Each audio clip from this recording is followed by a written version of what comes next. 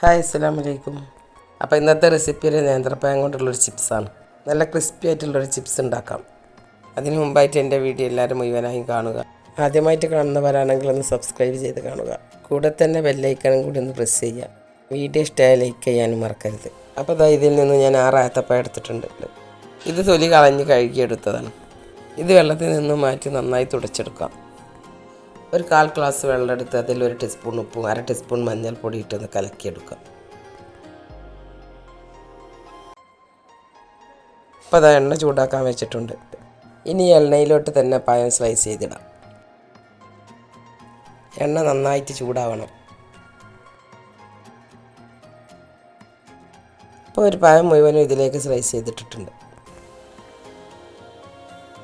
ഇത് ഇടയ്ക്കിടയ്ക്ക് ഇളക്കിക്കൊണ്ടിരിക്കണം. എല്ലാം ഒരുപോലെ മൂത്ത് വരാൻ വേണ്ടിയാണ്.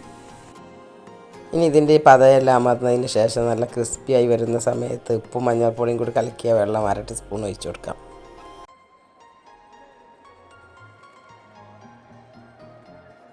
ഇതിപ്പോൾ നന്നായി മൂത്തിട്ടുണ്ട്. ഇനി ഇത് കോരിയെടുക്കാം.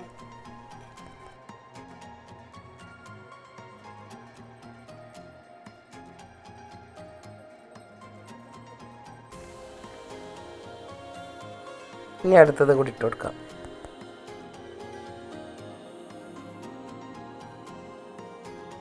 ആദ്യത്തെ പോലെ തന്നെ പതയെല്ലാം പോയി ക്രിസ്പി ആവുന്ന സമയത്ത് ഉപ്പ് വെള്ളം ഒഴിച്ചു കൊടുക്കാം. ഇതും ആയിട്ടുണ്ട്. ഇനി കോരിയെടുക്കാം.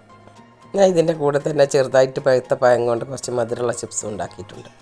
അപ്പോൾ എല്ലാവരും ഇതുപോലെ ഉണ്ടാക്കി നോക്കുക. വീഡിയോ ഇഷ്ടമായി ലൈക്ക് ചെയ്യാനും ഷെയർ ചെയ്യാനും സപ്പോർട്ട് ചെയ്യാനൊന്നും മറക്കരുത്.